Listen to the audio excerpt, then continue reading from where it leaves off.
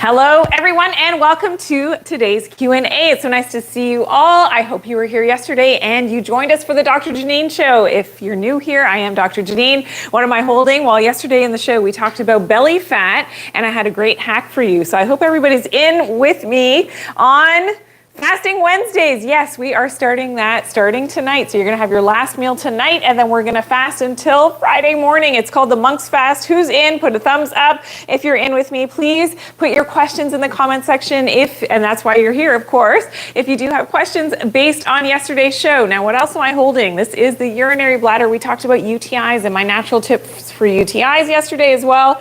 So if you do have any questions, I know a few questions came in after and during the show yesterday, which I'm going to address all of those, but it's so great to have you all here. And yeah, nice to have you here. Thank you for tuning in. Thank you for tuning in for the live. Hot Chocolate Anita is in the house. Hello, nice to have you here. Thank you for tuning in today. And Sanam, nice to have you here. Thank you for tuning in for you this morning.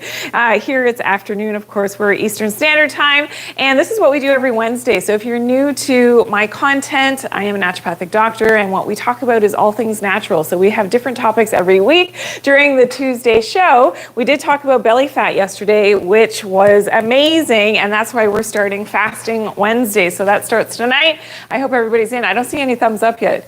Maybe, okay, only Philco something. I didn't see the rest of your handle name is in on the fasting tonight. Okay, awesome. We're going to try a 36-hour fast, and that is going to specifically target our belly fat, which is amazing. Hello, Kathy. Good afternoon. Nice to see you. Lise, hello. Christina as well. Good morning, and thank you for tuning in today. It's so great to have you all here. Yes, so the recording of the live shows, so the Tuesday shows do live in some of the platforms in long form video, so you can always check that out. And it's great to have you all here today. Okay, I want to get to my list of questions that came in throughout the evening last night. Okay, we talked about tips for UTI, so let's revisit some of my tips for urinary tract infections. And of course, this has a lot to do with what's happening in the bladder itself, but can be a reflection of your kidney health as well. Of course, that entire urinary tract system is all connected, and your kidneys have a big function, yes, of creating urine, but their bigger function is actually detoxification. And that's why, you know, with my patients over the years, what I've done is really targeted helping the internal organs with that full body detox, because they're all connected, of course, and of course, making sure that we're in proper tune with our natural environment as well, which is so important. There are some great kidney cleansing herbs that we talked about, as well as herbal antibiotics. So we have the mnemonic now, Mega, and these are some of my favorite herbal medicines that actually are very potent antibiotics. So yes, this is, you know, something that is possible. Marshmallow herb is known as a demulcent herb. So if you do have a lot of irritation, of course, with a urinary tract infection, it's a demulcent, so it's going to soothe any irritated membranes, as well as echinacea, which is a powerful antibiotic. American ginseng helps to tonify the immune system. And of course, astragalus is known as a deep immune herbal medicine. So it really helps to increase and helps with that proper immunity, which is amazing. Now, the other thing that we talked about were, of course, let's go back to the tips, of course, eating blueberries. So blueberries actually, and this has been studied, they actually help to decrease the adhesion of the E. coli bacteria, which is usually the big culprit with chronic urinary tract infections. They help to decrease the stickiness of that bacteria to the bladder wall. So isn't that interesting? So eat your blueberries as a prevention, but even if you have a urinary tract infection, you can buy blueberry juice as well. And of course, pure cranberry juice, the one without the sugar. It's going to be great for those UTIs. And of course, drinking lots of water, you've got to flush through. Most people simply don't drink, and not just talking about, you know, urinary tract infections, just in general, most people don't drink enough water. Aim for 2 liters of water per day, okay? That is really important. Adding a bit of salt in there, maybe making the Soleil water is a great thing to make sure that you are enabling that proper hydration. You need a bit of salt to keep that you know, water in your system, and so that your cells can use it properly. All right, thank you for tuning in. It is amazing to have you all here today. It's so great to have you all here. And please say hello, Anna. Nice to see you. Sarah as well. Nice to see you, Lisa, as well. Thank you for tuning in. Laswas 99 in LA. Thank you for tuning in today. God's Child 888 in San Francisco. Hello, good afternoon. Great to have you all here. And okay, do you have to start the parasite cleansing on a full moon? That's a great question. So we did talk a little bit about parasites yesterday. Let's pop on over here, as that can be related to your gut, leaky gut syndrome, and of course, what's going on with autoimmune disorders, which was one of our other topics. I'm going to go through my tips for autoimmune disorders in just a second. So that's coming up. But when we're talking about, of course, parasites, it could be candida, it could be protozoa, it could be, again, if you are looking to do that candida cleanse, often these culprits can be causing some inflammation and leaky gut syndrome, and now your immune system is more reactive to things it shouldn't be. And that's how the whole autoimmunity thing usually starts, okay? And it's not always just a gut issue. There are different things in the environment. Of course, lack of sunlight exposure is a big one that is going to offset your body into that autoimmunity. So if you know anybody who has Graves' disease or Hashimoto's thyroiditis, so chronic thyroid issues, maybe it's MS. And we went through, let's go through some of the big autoimmune disorders really quickly before I get to my tips, because I know I want to review that from yesterday. Some of you have been asking. So, okay, MS, of course, hair loss when it is autoimmune, alopecia, of course, the thyroid conditions, Hashimoto's and Graves, myocarditis in the heart, type 1 diabetes is also, of course, autoimmune, celiac disease and inflammatory bowel conditions can be related back to that leaky gut again, and of course, autoimmunity. The joints with rheumatoid arthritis, skin psoriasis, of course, and vitiligo, lupus, autoimmune hepatitis is a thing as well. So again, taking care of our entire system, looking at our environment. When you see my tips now for autoimmune diseases, you're going to appreciate that yes, the gut is part of it, but we've got to do some other things as well. So if you, please share today's live, if you or someone that you know has some issues in terms of autoimmunity, this is definitely really going to be important information for you. Okay, so can we go to the tips really quickly? And we'll take a look at and review the tips for autoimmunity and what we need to do. Okay, so first things first. Sunrise. You've heard me talk a lot about this in my content, and this is based on now quantum biology, and a lot of research is now looking at the effects of full spectrum light on our circadian biology, which is our circadian rhythms. We've got clocks in our system, and we need to be in tune with nature. When we're not, this is when we get sick. Okay, and this goes for a lot of what's happening with our mitochondria, and I promise I will answer that question, because I know somebody was asking when I was talking about uncoupled versus coupled mitochondria. I'm going to get to that in just a second, so remind me, please, somebody. Okay, but we need to see that sunrise, because that is how the body keeps its circadian rhythms in sync, okay, with nature. And that's really important. It's very anti-inflammatory. It tells your brain, which is your master regulator of your entire system, that the new day has begun. Let's get the clocks all in sync. And with that natural light that's coming up now from the sun,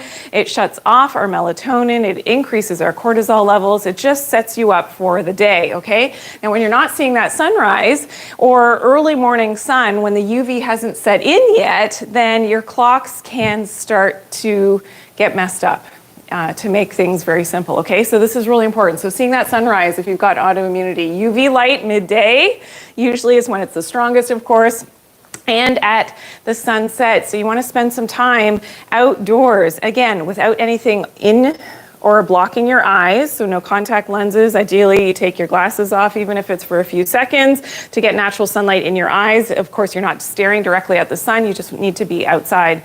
And of course, on your skin, so no sunscreen and as little clothing as possible. And of course, being grounded, which is tip number 3. So this is something I do every morning. It's just a habit now. You take your shoes off, you pull those electrons up from the earth, which are very anti-inflammatory.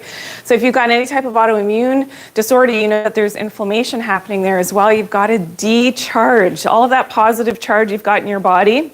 You got to let that go into the ground and bring up the Earth's electrons, and that's what grounding is all about. Fix your leptin resistance. This is something that I have a lot of different content on, so you can check that out. Reduce your EMF exposure, of course, which is going to increase the inflammation in your body. There's a lot of research going on now in terms of undeniable facts and correlations with disease and EMF exposure. What are EMFs? Of course, our cell phones, Wi-Fi, electromagnetism. That is not natural, okay? It's called non-native EMFs. Fix your leaky gut, of course. Cold exposure helps with your mitochondrial health, and this becomes more important, so I'm going to answer the question now. If you have uncoupled mitochondria, what does that mean? Okay, so if your mother, because we get all of our mitochondria, remember? We get our mitochondria from our mother only.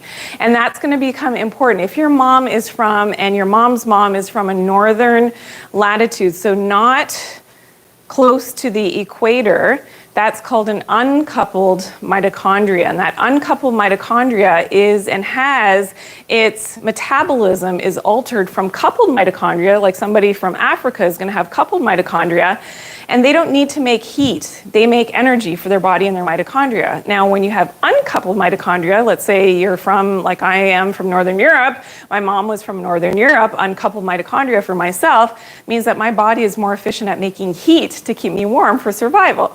Now, with uncoupled mitochondria, you can actually use cold exposure even to more benefit than somebody who is coupled, because it is going to help to increase your mitochondrial health. You can increase mitophagy, so getting rid of old mitochondria, but also stimulate more healthy new mitochondria by using cold exposure. So what is that? That's cold showers, cold dunks. Jumping in a cold lake is something that you can do, okay? So I hope that makes sense now, uncoupled versus coupled. Thank you so much. Anita, yes, cell phone, computer, and yeah, exactly. EMFs are everywhere, but I do have a lot of content to share, and I have podcasts as well in which there are ways that we can decrease our EMF exposure, which is really important for really all of us to learn all of these tips, okay? And I know that my team has put in some of those episodes for you that you can check it out. All right, did we get to the entire list? I think after cold exposure, what was the last one?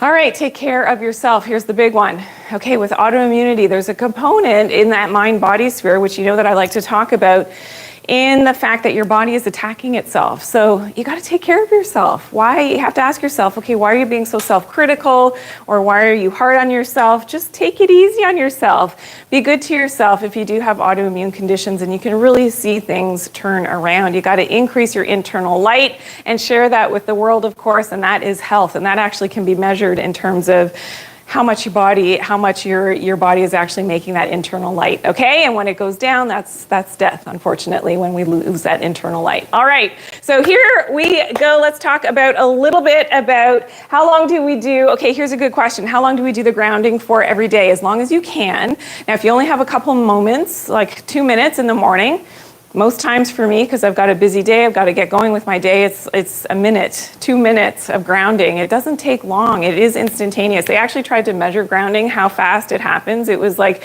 less than a millisecond. It happens immediately. It's almost immeasurable because it happens so fast. So that is important. Now, you know, the more sick you are, the longer you want to do grounding. So that is going to vary for everyone.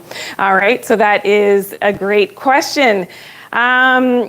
Yes, okay, so blocking the sun is a problem, but as long as you're out in full spectrum light, even if it is blocked by clouds, you're still under full spectrum light, you're still getting the benefits of the sun, okay? So that is important. How do you do grounding, Evelyn?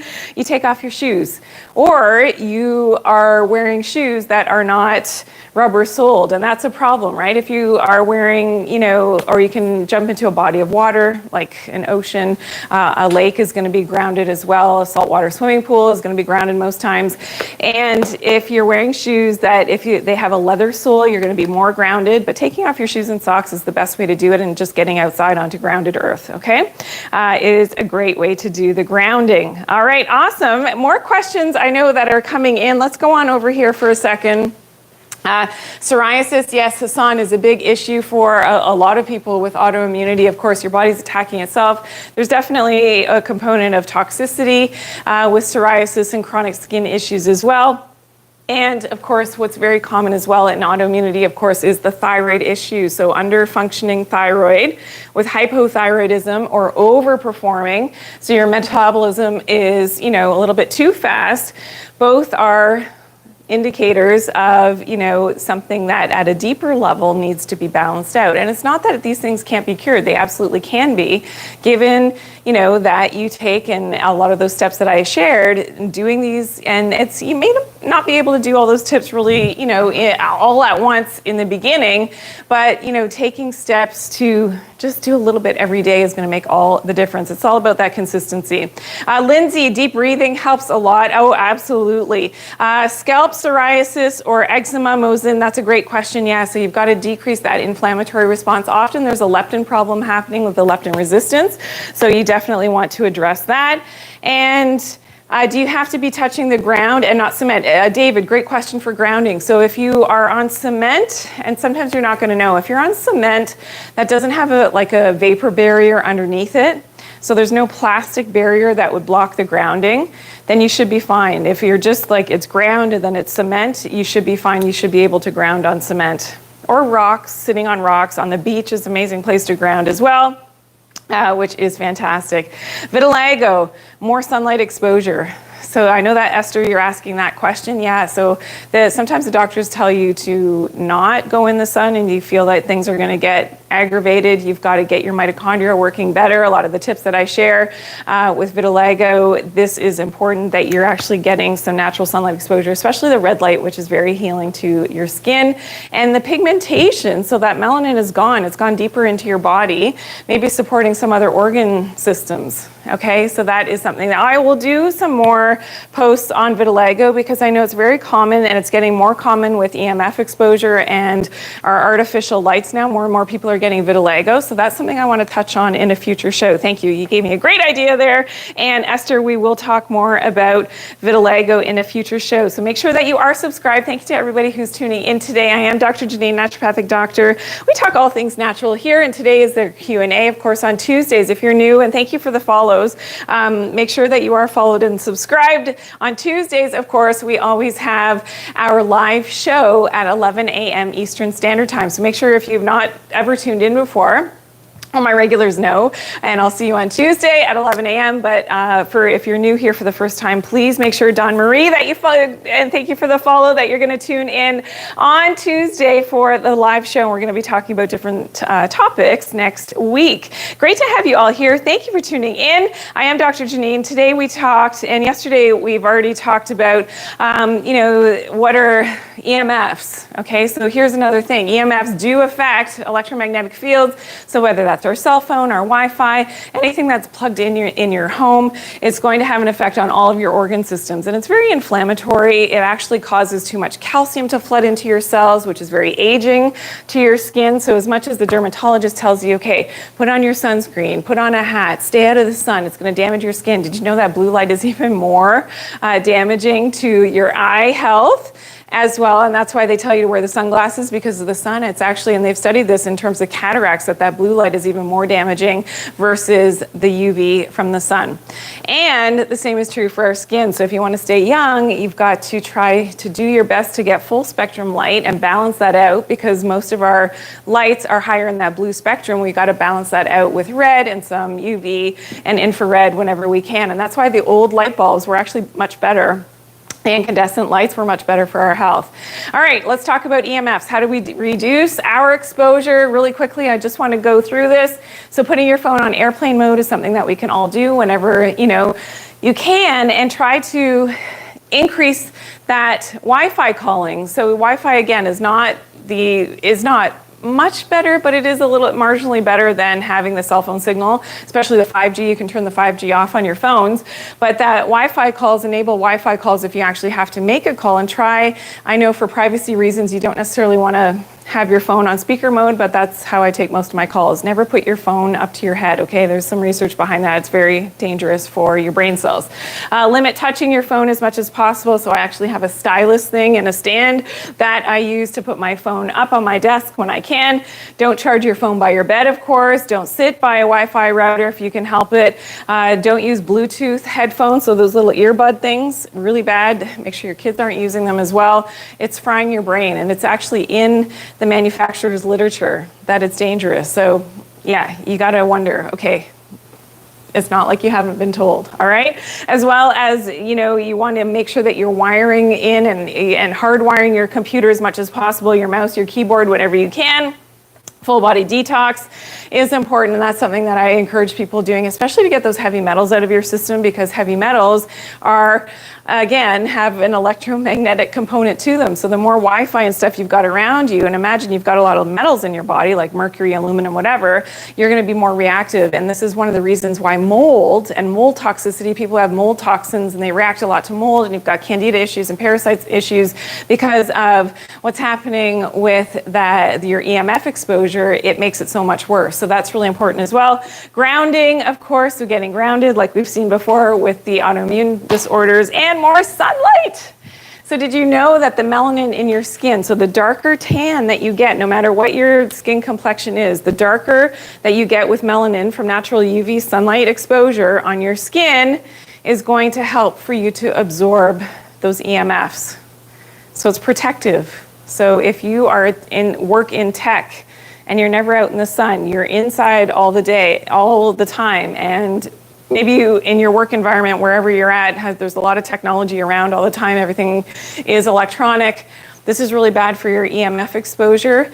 You gotta get outside. Please take a break, take your lunch break outside, especially in the summertime. Build up your tan as much as possible. That's gonna be very protective for your brain health, because your body's gonna bring that melanin in, and actually part of it's gonna go into the brain and actually protect your brain. And of course, it's gonna help to mitigate those risks against those EMFs. Really important. So please share that with a friend, because a lot of people, Magician, thank you for sharing today's live. I know that you're sharing this great information. People need to know this. What that narrative out there that you shouldn't get tanned and that you want to stay young and have beautiful skin and you don't want to get cancer and skin cancer and all these things by avoiding the sun, well, the research actually shows that most melanomas, so the most destructive form of skin cancer, is always found in vitamin D deficient people. So if you had a ton of sun exposure and that's what gave you melanoma, how is that possible that the research shows that you are vitamin D deficient? It doesn't make sense. Okay, so I want you to look at some of that literature if you really want to know. That's out there, and you have to do your due diligence. And that's why I share information that maybe you haven't heard before in medicine, whether it's mainstream or even natural medicine. I do a lot of research, and that's a lot of this has gone into my next book, which is due to launch early next year, which I'm super excited about. So yeah, make sure that you are following, that you are subscribed, and that you are always going to be up on the latest information that I share, which is amazing. Thank you for all my new people that are tuning in right now. Thank you for sharing today's live as well. The Magician, Miss Steele also shared today's live. Ms. May, thank you for sharing today's live. It's great to have you all here. Okay, I do want to talk a little bit about belly fat. So yesterday I had, and I announced, so sort of re-announced the fact that we're going to start fasting Wednesdays. And this is what the research shows now, that doing a 36-hour fast specifically targets fat where on the body? Well, it targets that belly fat. So that fat that, of course, can accumulate in the abdominal region, of course, on the outside. So I'm talking about, of course, the subcutaneous fat, but also for visceral fat. So actually what happens once you sort of exhaust some of those stores for your subcutaneous fat, which is just outside your skin, what happens next is that that fat starts to go into your organs, and that's what's known as visceral fat. And this is where we talk about metabolic syndrome and insulin resistance and leptin resistance and all these problems with fat accumulation. So by doing the 36-hour fast, and just so that you know, I'm going to be doing dirty fasting, so I think most of you are in on that with me. So you can drink water, yes, and coffee, just without sugar. So there's no sugar, nothing that's going to spike your blood glucose levels. During the 36-hour fast, lots of fluids and some salt in my water, a little bit. That Soleil water is going to be helpful through the fast, but that is going to help to target that belly fat. So if you're in, I want a thumbs up. So please tell me that. So I know a bunch of you yesterday, you committed, maybe you thought about it overnight, and now you're bowing out and you're like, oh no, I can't not eat. So here's the plan. So on Wednesdays, we're going to do fasting Wednesdays here at the Dr. Janine Show. You don't have to do this, but if whoever is game, and I want to see some thumbs up. Yes, Yasmin, you're in. You don't have to do the full 36 hours. If you're new to fasting, I actually don't recommend it. Only if you've fasted before, you've done some intermittent fasting before, you know that your doctor's just going to say that this is okay. Of course, Jazz, Kirat, Kaur, thank you for, yes, okay, Nadia, a lot of people are in. Nadia, Alina, yes, awesome. Adele is in. Chiki Cortez, I don't know if I said that right. Mishi, Vita, okay, so many. Gracie, Free to Be 108, Namrata, Sylvia, Milkane as well. Mishi, yes, awesome. Kira, 2M, yes. Leah, Sarah. What is dirty fasting, Sarah? It is you can still have coffee and tea. Just don't add any sugar in there or honey or anything that's going to spike your blood glucose. Yes, you can get away with a little bit of monk fruit if you want to do that. Or stevia is going to be okay. Our vigil, yes, if your doctor approves, then absolutely. And you don't have, like I said, we're doing a 36-hour fast. You don't have to do the 36 hours. It's totally up to you, okay? And what your doctor says is okay for you and for whatever's going on.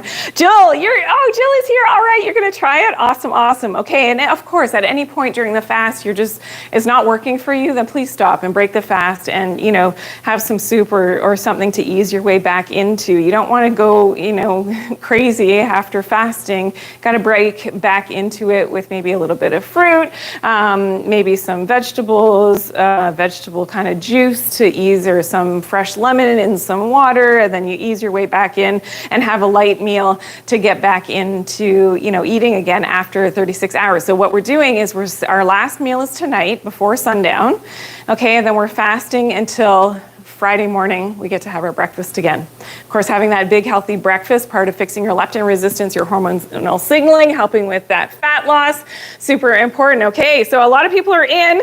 We will check in. Miriam and Estelle, everybody who said yes, Ellen as well, Miss Steele. All right, Miss Steele has a great question. You've been fasting for 20 hours daily, 5 times a week. Is that okay? For me, I would say it's a bit too much, and I hope that you're fasting your dinner, not your breakfast. Okay, so Miss Steele, please tell us that you're eating your breakfast, you're not fasting your breakfast. Miss Steele, I'm going to wait on you. My team can let me know when Miss Steele comments if she wants to. I hope that she's not skipping breakfast, because we know for our circadian rhythms, this is really important. It's really anti-inflammatory and helps with all of our, no breakfast, so you're not eating breakfast. Miss Steele, if you're gonna fast and you're gonna do a lot of fasting, you have to eat breakfast, so skip it. Skip your dinner is okay in terms of circadian biology, and that's what I'm talking about, okay? And then, yes, and then have your breakfast in the morning. Just try it that way, especially for people that are trying to regulate their weight. You don't want to miss that breakfast, that important signaling in the morning to get your circadian rhythms going. Your microbiome and all the clocks in your gut as well are reliant on having food at the right time, and make sure you're eating. Ideally within 30 minutes of sunrise. Yeah, it actually increases your metabolism, so isn't that interesting? You can't burn fat effectively. So if you really want to blast some fat away, here's a hack, which I didn't really share before, is you're going to eat within 30 minutes of sunrise when the other wavelengths of sunlight aren't yet in the picture, okay? And you're going to have your breakfast within 30 minutes of that sunrise. All right, and that's going to help to blast away more of that fat. It'll come off so much more easily if that is what your goal is. All right, so there you go. All right, Miss Steele, okay, glad that you tuned in today. Yes, and you got that info. Then you can let us know and follow up with us and let us know how it went for you with making some of those changes with your fasting routine. You know, for people that have been with me for a while, for leptin signaling, and for helping, of course, with burning belly fat, helping to balance our hormones, it's important that we have that good, healthy breakfast. All right. What is this fasting good for? Lydia, great question. So what we're targeting with, it's called the monk's fast, the 36-hour fast. That's somebody coined the monk's fast. For 36 hours helps to target belly fat. So that's one of the things that we're working on. But also it stimulates autophagy. Okay, so when you go into autophagy, that's your body's ability to actually clean up some of the old cells in our system. They're kind of like the zombie cells that if you've watched The Walking Dead, you know the zombies that walk around, they're alive, but they're not really alive. Well, we've got cells like that are kind of kind of dead in our system, taking up space, and that's going to compromise our immunity, our energy, and our mitochondrial health, and for longevity, we want to sometimes speed up this autophagy, and that's going to help with anti-aging and with longevity, our energy levels, decreases inflammation, and all these things. So that's one of the big thing about fasting is that it stimulates that autophagy and mitophagy. So cleaning up some of those old mitochondria that aren't so great and not so functional, and actually increasing some good, healthy new mitochondria being formed, which is something that we want, because as we age, we lose our numbers of mitochondria, and that's the aging process. Sorry? I can't hear you. Thank you. Okay. Wow. Okay, so Marie is saying you've been fasting your dinner for 2 weeks, you've lost 7 pounds, and you eat before 6 p.m. daily. Yay, Marie! Awesome. High five to you, Marie. Good job. Keep it up, depending on how much weight you need to lose. Maybe 7 pounds is enough for you, but look at that. Everybody, if you're on that platform and you see what Marie is saying, that is incredible to lose 7 pounds in 2 weeks. Congratulations. And a lot of that is going to be, some fat mass and water weight as well. The longer that you go with fasting, of course, this can really help to target even more of that fat. So whether it is the visceral fat around the organs, so if you've got fatty liver, or that subcutaneous fat as well that we see over here on the picture, we want to target both, right? So that's the great thing about fasting. All right, great job, Marie. I'm so proud of you. Awesome, awesome, awesome. All right. Now, the other thing that we talked a little bit about yesterday was iron and iron deficiency. So we went through my list of some of my favorite foods that are high in iron. Let's take a look at those really quickly. Of course, we did have our quiz questions yesterday as well. So if you missed yesterday's show, just know on Tuesdays we have quiz questions. We play for a prize, of course, from our friends at VitaTree Nutritionals, the sponsor of our show. So thank you so much to them for sponsoring the Dr. Janine Show and, of course, the Q&A. So make sure you tune in on Tuesday. So maybe you're going to win a prize, and I will announce yesterday's winner in next week's show. Okay, let's go through my favorite foods that are high in iron. Now, here's the thing with iron as well, is that this is very much tied to sunlight exposure. So as much as eating the foods that are high in iron is going to be great for our iron levels if we have good digestion and absorption, but without natural sunlight exposure, even these things don't work as well. Okay, so that's really, really important. Then our mitochondrial health is tied to the sunlight, and this is something that probably you haven't heard before, but that's really important. Molasses is high in iron. Meat, of course. Seafood, so if you're not a vegetarian, but prunes and figs, dates also have some iron, which is great. My favorite, dark chocolate, which is, of course, the best. And, of course, you do need to supplement. Look for a whole food iron complex that's not going to be constipating. And here's the thing with people that are actually, your doctor or your naturopath or whoever has told you to take an iron supplement, a lot of times it's really hard on your stomach. And if you're not, still experiencing the healthy poops, the S-shaped dark sinkers, then, maybe you're getting some severe constipation from your iron supplement. The better one to look for is a whole food iron complex. It's an iron bisglycinate, and it's something that I've talked about in some of my content, so you can look that up. Just look up my name and look up, iron supplements, and you're going to see some information as to the iron bisglycinate, which is naturally in a whole food complex, so it's much easier on digestion. It's non-constipating.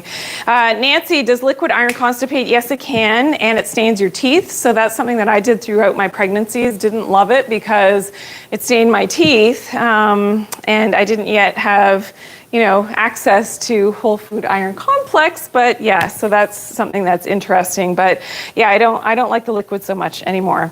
And how much Jacintha's asking how much blackstrap molasses, up to a tablespoon, is something that you can do, and yeah, that's going to be really helpful. Belle has questions about hair loss, so that's something else that we talked about yesterday in association with an iron deficiency that can cause hair loss. I did go through really quickly. Let's take a look really quickly at some of the tips that we had for hair loss before we go, all right? Yes, can we do that? The list for stimulating hair growth. Okay, number one, more sun, especially the red light from the sun. So at sunrise, at sunset, amazing for stimulating that hair growth. Some of my favorite combinations of natural substances that you can take in a supplement: MSM, horsetail, L-lysine. These really do help to support the keratin in your hair.